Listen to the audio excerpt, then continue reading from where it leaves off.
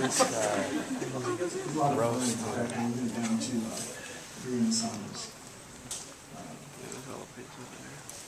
Instructor camp, I think it was in October. Danville, Washington was training upstairs. It's a 2-story training facility. And he was actually training that day we were there. And Jeff Yamato was there, and of course, Dan was there. And it's kind of amazing how people perceive other things. And I had the opportunity to meet Denzel Washington when I was there, and then he said, who's that brother down there? This guy. A lot of fun. In fact, we went down to Disarms. Instructor camp, I think it was in October. Danville, Washington was training upstairs. It's a 2-story training facility. And he was actually training that day we were there. And Jeff Yamato was there, and of course, Dan was there. And it's kind of amazing how people perceive other things. And I had the opportunity to meet Denzel Washington when I was there. And then he said, who's that brother down there? And Master Joel is wearing a really unique vest with the embroidered logo in the front and back. His Polynesian tattoo on his right arm. So our fashion show starts with Master Joel. We actually have a lot of fun doing demos because we really don't know what we're going to do, but we've been doing it for so long. Does everybody know what asparagus knife looks like? Master Joe, what looks like asparagus knife? That is a California-made asparagus knife, which our forefathers, including Sergeant Leah Harron and my father and Master Joe's father, learned how to use the goods of California.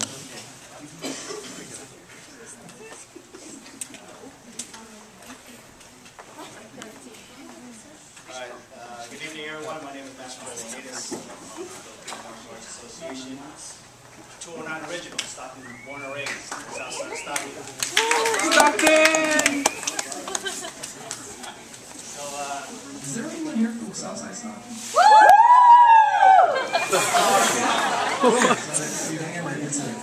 It's a Southside. Oh, God. But everybody right now, everybody in the Southside. Even you white people out there.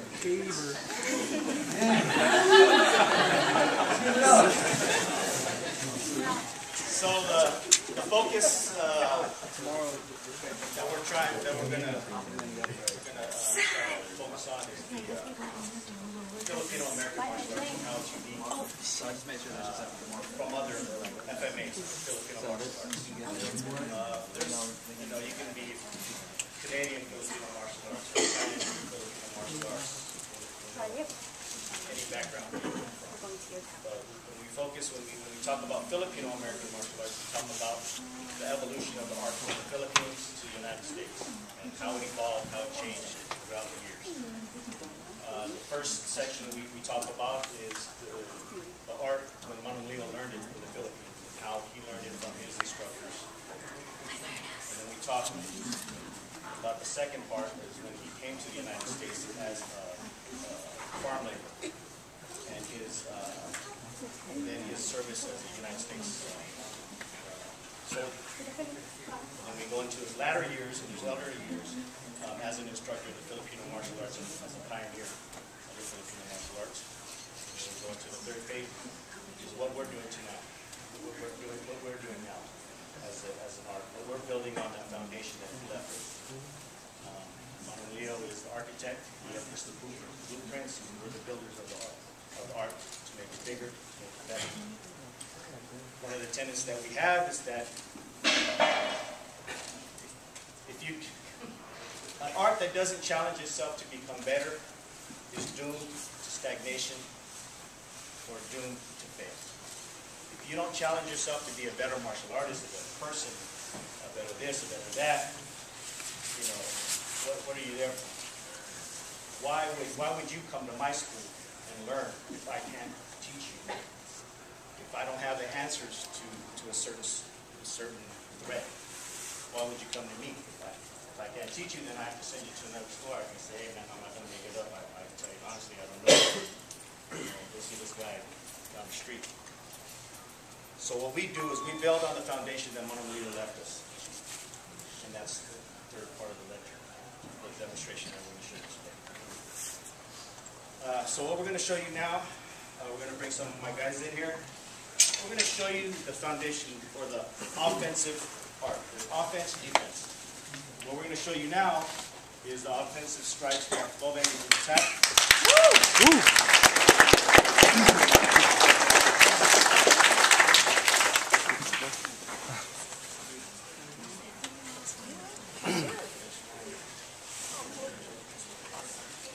Now what they're going to do is, everything's based off of what we call the 12 angles of attack. These are the major areas. These are the major areas of any body parts. The warm-up exercise is just to loosen up. 10, forward figure 8. Ready, Shaggy, 1, 2, 3, 4, 5, they're very 6, significant 7, in what 8, we do in 9, our art. 10. Everything that Reverse comes figure from our 8. foundation in our Ready, art comes Shaggy, from our 1, 2, warm-up 3, exercise. 4, We use 5, that 6, as a part of our 7, techniques. 8, 9, 10. Feel my eye. Redonda. Ready. This is Shaggy, called redonda. 1, This is a 2, circular 3, motion. It's also a style 4, of the 5, drum system. 6, 7, Redonda 8, is really circular. 9, 10. And they're just doing high And for lead, kind of work their legs a little bit. This is called windmill. windmill, 10, ready, Shaggy, 1, 2, 3, 4, 5, 6, 7, 8, 9, 10. Number 3 and 4, heavy across the waist, right for lead, ready. This is horizontal strike. It's just a number 3, number 4. Shaggy, 1, 2, We kind of use 3, these 4, also in our follow 5, 6, 7, 8, strikes 9, after 10. we do a technique. Prepare for deliveries. Now these are the deliveries. That's not all our warm-ups, believe me. It lasts probably about a good, I don't know, 20 minutes, half an hour. Prepare for number 1. Prepare for number 1. Ready, strike, strike. This is number 1. We're going to go to the left Prepare for side. number 2. Prepare for number 2. Ready, This is the opposite side, on the right side of the opponent's neck. Prepare for number 3. Prepare for number 3. Ready, draw, draw, To the strike, left side strike. of your opponent. Prepare for 4 light. Prepare for 4 light. Ready, hey, strike, strike. That's a 4 light. So you're actually pushing the person off the dagger. Prepare for 4 heavy. Prepare for 4 heavy. Ready, So right strike, side strike. of the hip of your opponent. Prepare for number 5. Prepare for number 5. Ready, We call this strike, strike. It's a poke. That's right to the Prepare for number 6. Prepare for number 6. Ready, This to the strike, left strike. side of the collarbone of your opponent. It's a Prepare poke. for number 7. Prepare for number 7. Ready, Right strike, side strike. of the collarbone. It's a poke. Prepare for 8 light. Prepare for 8 light. Ready, strike, strike. Right to the throat. Prepare for 8 heavy. Prepare for 8 heavy. Ready, strike, strike. The head if you cut across the person's neck. Prepare for number 9. Prepare for number 9. Ready, To the right side of strike. the ankle of your opponent. Prepare for number 10. Prepare for number 10. Draw, hey, strike, strike. To the throat with a dagger, and a follow-up strike would be. Prepare for number 11. Prepare for number 11. Draw, It's a left strike, side strike, strike. and it's actually an attacking strike to the left side of your opponent's. Prepare for number 12. Prepare for number 12. Draw, strike, behold. Prepare to salute Grandmaster and Master. Ready, salute. Face the audience. Prepare to salute. This is our salute, and actually it's not really a salute, it's kind of like a, oh, you can clap.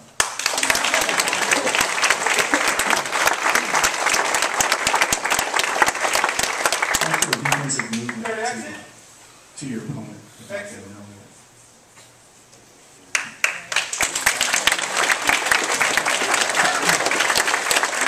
All the young students too, they have to average at least a B in our class, or else they can't come play with us. And it's kind of funny because when I started training, I heard this word play, and I didn't understand it until later on. In fact, play if you wanted to train with another Filipino master or grandmaster back when we start training, that means you want to challenge them. So you had to say, no, let's play, or let's demonstrate. Because they're thinking, back then, everything that you did was a threat to them. This is called Defando, our style. Again, there's, in those 12 angles of attack, Number 1. there's actually Ready? roughly about 10 to 15 defensive techniques on each delivery. Number 1. Ready? Strike. And what gets me in the Huron system is that you see like people Number 2. here are using rattan. Ready. It's not bamboo, it's rattan. Sticks, or they're using like a training, what we call the kalashao, which was the backup equipment for Sergeant Huron. Number 2. Ready? Strike. And even though we train with a stick, it's not a stick art in what we do. It's a bladed weapon Number 3. art. And so we have to learn how to strike with the stick the same way we would strike with the bladed weapon. Because you can't do it the same way, or else, like Grandmaster Rowan would say, you damage the edge of your blade in combat if you block with a blade. And he said that you'd spend hours spitting on this rock and trying to sharpen your blade and get that burr out. So it's quite a job. You know, they didn't have like electric grinders back in the jungle. They had to do everything by hand. Perform. Ready? Strike. This is at 4 heavy, as you see to the right side of the opponent, and then this is number 5. Number 5. Ready? Strike. Again, they're all doing different techniques just to kind of show you some different movements that they do. Number 5. Ready? Strike.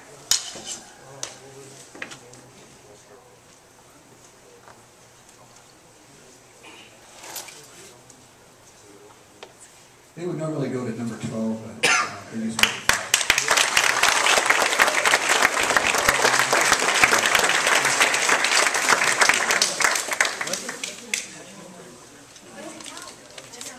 Go ahead.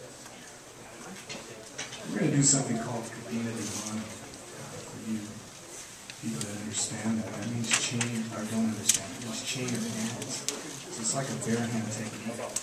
It's either bare hand or bladed weapon. As you see, Ed had his back leg actually pulled the opponent's ankle up, making him feel some pain in his hip. So everything that's done here, whether it's your hand or your head or your elbow, you just put him on his knee, his back on his knee, which really hurts.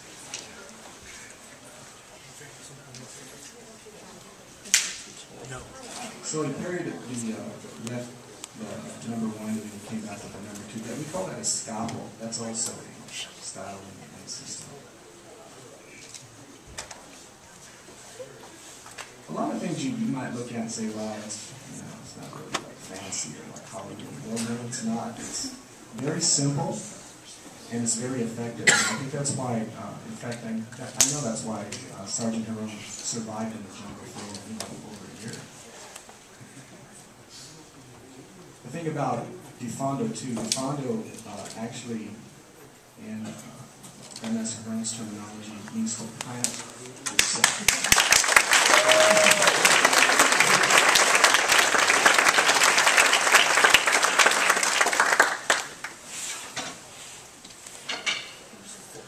This is, a lot of people call this Sinawali, but Sinawali is actually a drill.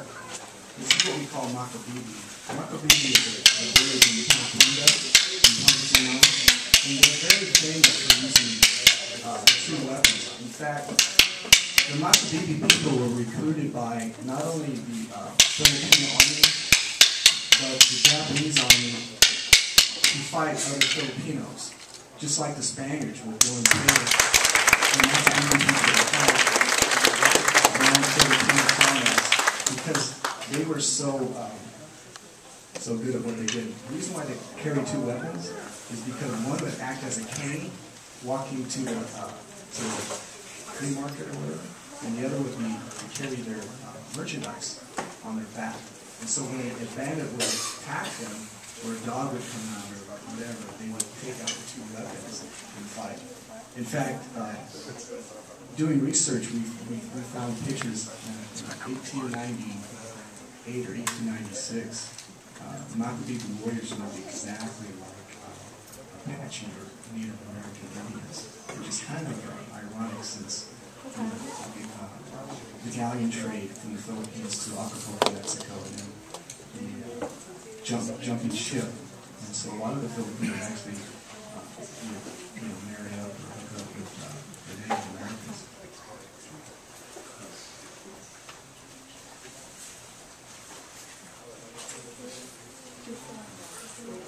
This is just, I think they're going to do some single stick sparring.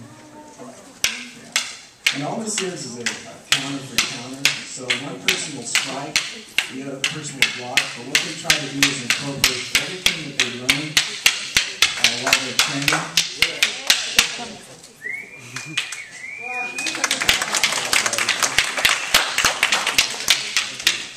There's actually a lot going on. You might not really see it. There's a lot of hand checking, a lot of playing, a lot of maneuvering with the footwork, and that's a part of combat.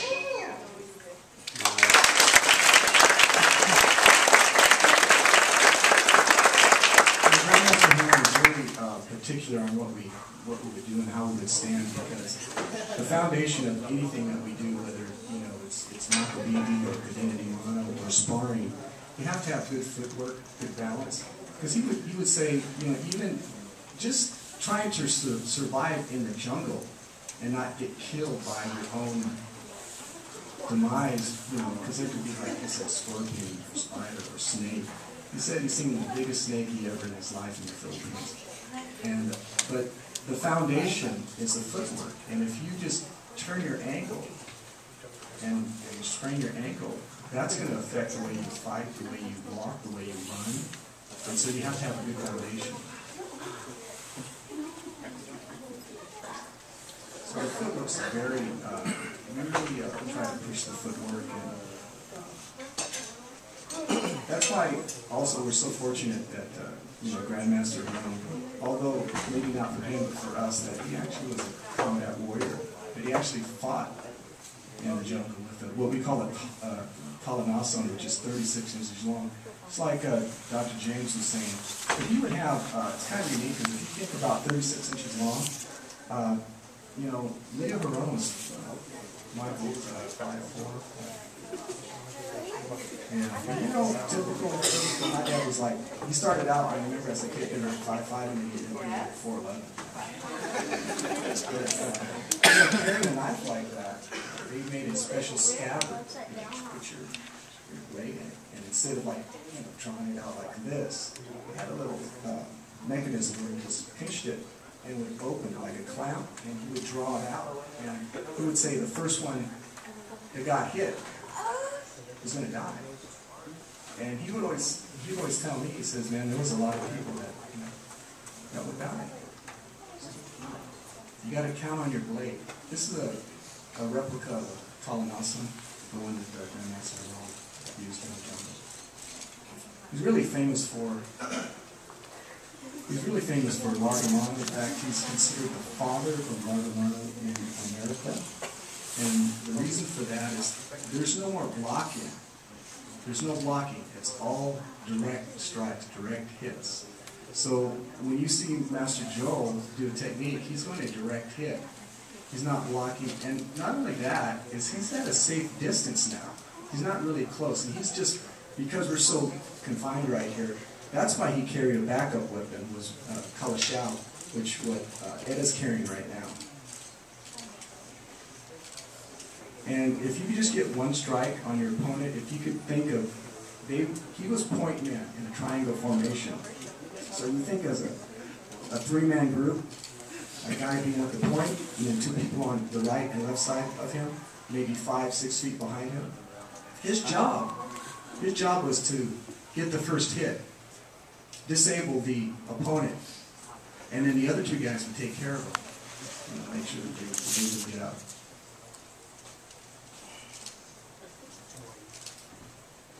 But because of the nature of our training, we do really follow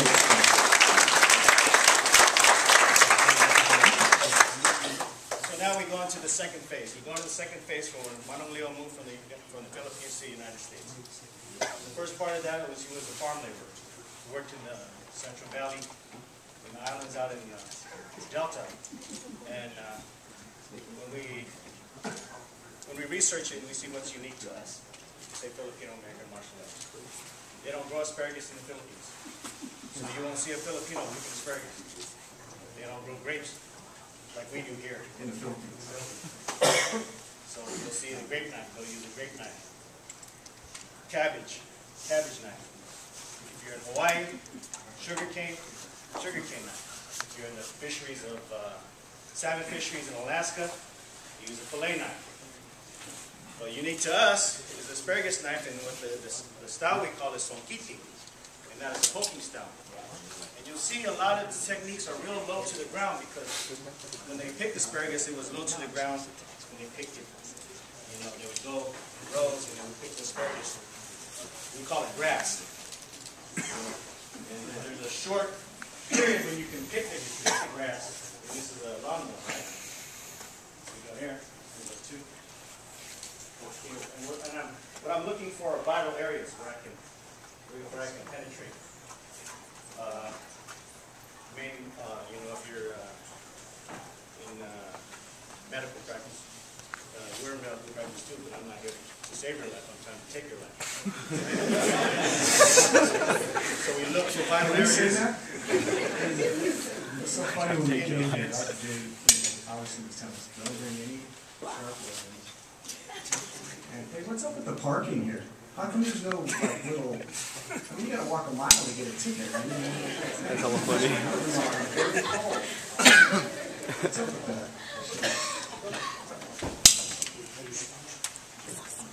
Actually, Master Joel has, during tournaments, he's won many.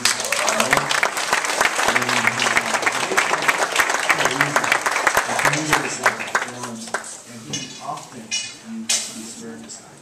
Does everybody know what an island is? Because we use the islands as a term a lot in soccer and San Joaquin Valley. The islands isn't like Hawaii islands, like the Hawaiian Islands. The islands in the San Joaquin Delta are islands that are below sea level, like 35 to 50 feet below sea level. Because during the turn of the century, 1900s, prior to that, Stockton was known as, one time, Tuliburg, or Mudville. In fact, the whole San Joaquin Sacramento Valley would flood. That's why, if you guys own a house or your parents, they have to buy flood insurance, because we're in a flood zone. Well, the Army Corps of Engineers came around and they made these canals or rivers to go from all the way from like the foothills all the way out to the San Francisco Bay. Now, Stockton, California has the deepest seaport area in California. That's as far as you can go. Stockton, California is like you can go in our port of Stockton, and there'll be ships from like Russia. But for hundreds of years. So the influence, we call this the espada, which is the sword, the daga, which is the dagger. And how they work in unison. When we talk about ambidextry, we talk about being able to left and right, educating your left and your right hand. And when we do the art, when you saw the double stick, the makabebe, that comes into it, but this also comes into it. Most often, the dominant hand, if you're right-handed, you're right-hand dominant, you would carry the larger weapon in your right hand. And on the other hand, you would carry the smaller dagger as a backup. When we do the espada daga, this is the basic entry. We block, we cut. So as he comes in, I cut the main muscle groups that control the hand, that control the fingers. I cut those muscle groups and drops the weapon. Right? So those are my targets. I'm looking for targets. I'm looking for vital. What's unique about Master Joel is he's actually left-handed, so we have to reform him and play right-handed, because this dominant right-handed role. Grandmaster Herman was right-handed, so we all had to learn right-handed. But Master Joel's actually left-handed, so he has an advantage on this. And another thing, the spotty dog is really a basic form of defondo, our basic style of scream-up. And instead of using the doggo, we actually use the hand as a checking mechanism. So it's the same thing, really. Except here you got a direct cut to, like Master Joel said, to the artery, to the muscle group.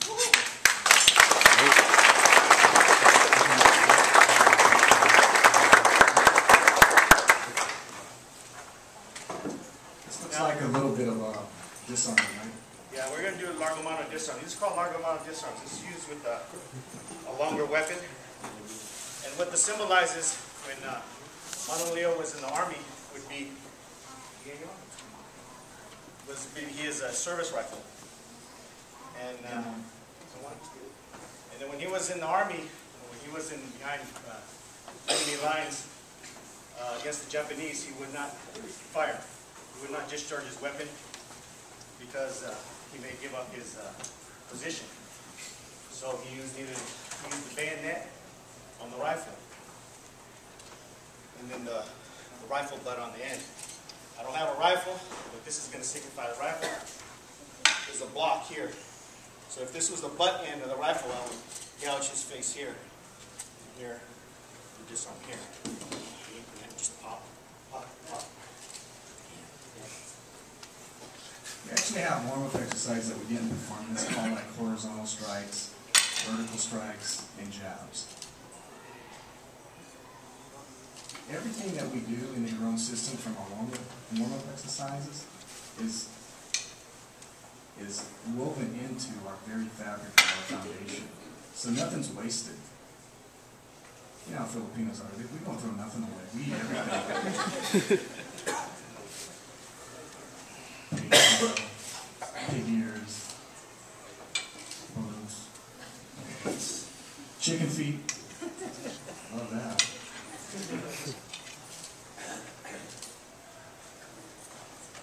How many people eat chicken feet? Yeah. Wow.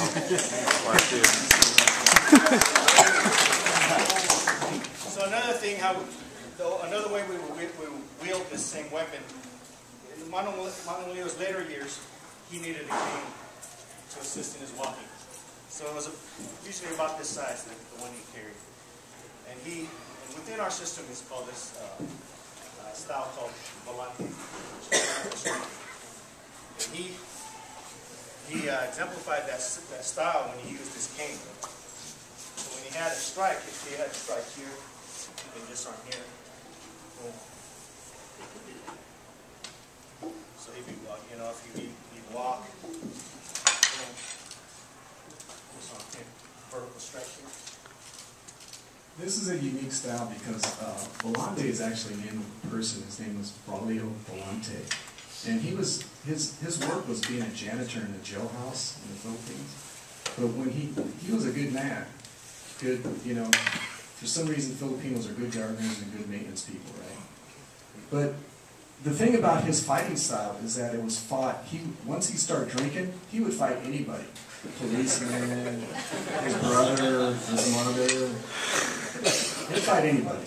And his style was fighting in doorways or in the hallway. So you can take a wide swing, right? So everything was confined to like a doorway.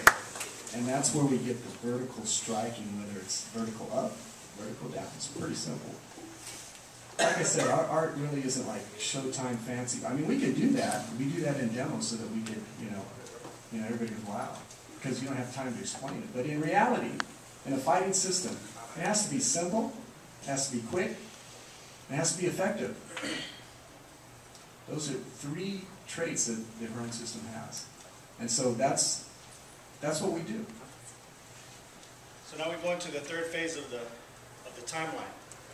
This is what we're doing now. What we're doing now to build on that system, to make it better, to make it more effective, to address different threats now. It's different from the jungles of the Philippines, right? Now we're bringing it to the concrete jungle, right? Outside here, to the streets of wherever you're from. Our system addresses that to a certain extent. And now you have different things you have to consider. Different mindsets, different terminology, a different way a man would think. I've looked into the eyes of violence. I know what it is. I know what it can do. I've been shot at. I've been stabbed. I've been jumped. I've been in the system, from juvenile hall to county jail. So I know what I speak of. I know where it comes from, and how it can manifest itself, and how it can affect you. So when we talk about mitigation of violence, how do we deal with violence?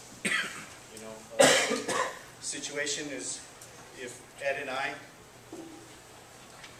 are at the bar, and we have words, we have differences, and we're head to head, man to man, mano y mano, right? We're equal on that judicial level, that legal level, right?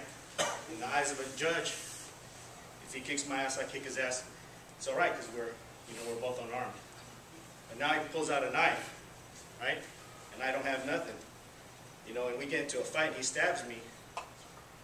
A judge will see that and he'll say, we're going to give this guy 25 life, right? Now, he has his knife, then I pull my knife, right? So now, again, we're back on that equal level again, right? He pulled out his knife, I pulled out my knife.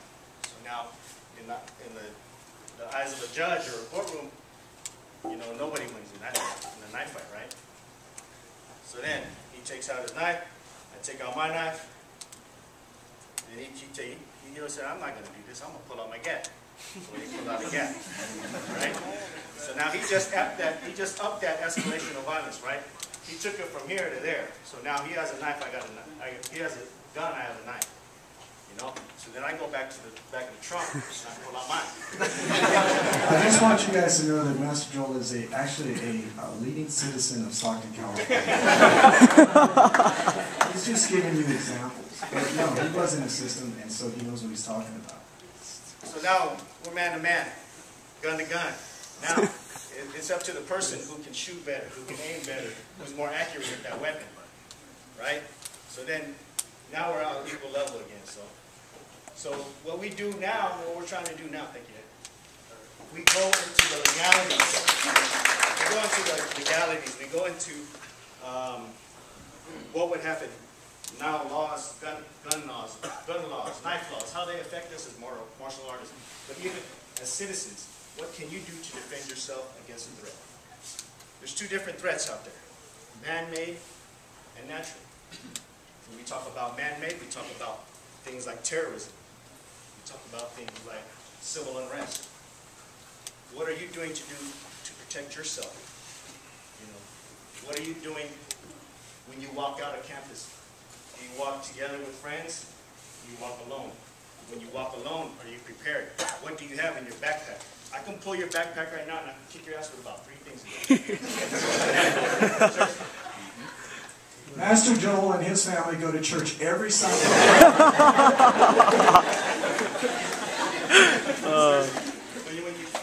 When you look at that mindset, when you walk out of your door, I know I came here and I don't usually carry a knife. I know I was coming on campus. I know I can't bring edged weapons because it's a felony. Once I bring an edged weapon on a state campus school, that becomes a felony. Once I pass that threshold, that becomes a felony. So I know I was coming here, so I don't bring that.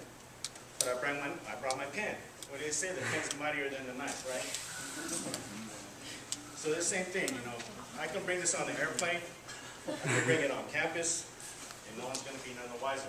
But I can use this as a weapon. Like I said, I can go in his backpack. I can pull out a book and knock you upside the head with it. I can use the backpack. You don't mind me, but. Be careful what you take out of it. But, I can use this book. That's a $200 book. Careful. Oh my God.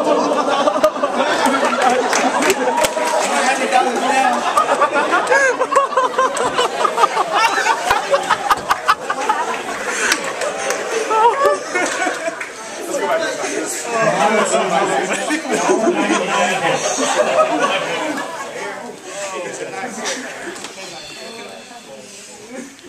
can puncture your lung, kidney, appendix, stomach, femoral artery, throat, all with that. So that we move into things like improvised weaponry.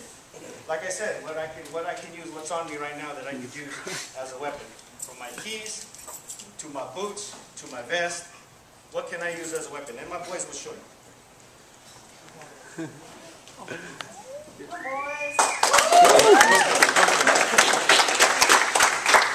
So this is just a regular gym towel, right?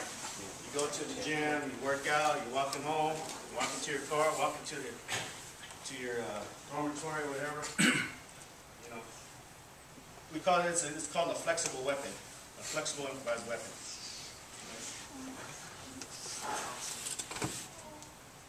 What he's doing, he's trapping, wrapping the hand, choking. That's good.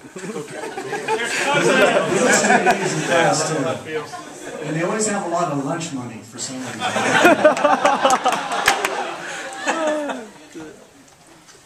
And you can use this with you can use it with the sleeve of your jacket. Any kind of flexible weapon. You can take off your t-shirt, you can wrap it up in a knot. You can put a lock in it.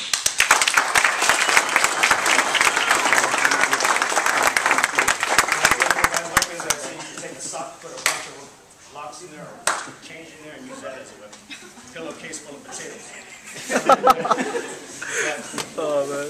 So what we don't think about conventional weapons like that, right? You don't have a knife, you don't have a gun, you have what's on you. You know, you go to school, you got a backpack full of books. You think that way. You know, like back to when I was saying, when we talk about threats, we talk about man-made threats, we talk about natural threats, like hurricanes, here in California, earthquake. In the art, within the art, we have that mentality of roof block. When we talk about roof block in our system, we talk about the roof of the house. So if you look here, it's the roof. It protects you from the elements. Rain falls down, it goes off the side of the house. When we talk about inside block, we talk about the inside wall, the wall structure that holds the house up, right? When we talk about outside block, we talk about the outside wall that protects you from the wind and the cold. Okay? So when we take that mentality and we extend it out to, personal protection, personal awareness. What are you doing, as a private citizen? We have three clientele that we cater to as martial artists. One is the private citizen, me and you. We look for the art, we go to a school, we want to learn how to defend ourselves against others, right? We have two, law enforcement, private security. They're looking for how to control the situation, how to mitigate the situation, how to de-escalate the situation, right? And then we talk about military and what they're about. It's about combat, killing, and defending the country, right? So you have three of those basic things. And when you do that, when you think about those things, then you break it down. You break it down into facets of the art. Some students may not want what other students are looking for, right? So we look at those aspects of the art. Other things that we're doing to build on the legacy of Leo is community service. And what we do as individuals, from Stockton to Sacramento to Los Angeles to Hamburg, Germany to Milan, Italy to Dublin, Ireland. What are you doing in your community, not only to promote the art, but to help the community that you live in? We offer a scholarship fund to young students within our organization. It's not much, but we try to fund it through donations of our members. We try to allocate that money to those people, to those young people that are willing to learn and want to know about what we do. So that's important to us. And these kind of events where, like our brothers in XPO, Oscar, for giving us this time to come out here and share with you. This is the second of 3 lectures. We'll be in Fresno on Friday. And, you know, it's good to see these young Filipino brothers, strong Filipino brothers, you know, the next generation that are going to be the leaders of our country. And I give it up to you, brother. And I give it all to you. Thank you all for coming this evening, to sharing your evening with us. And I know you guys got school to work tomorrow, and I just want to thank you, and I want to thank my students for coming today and sharing today if you get a chance.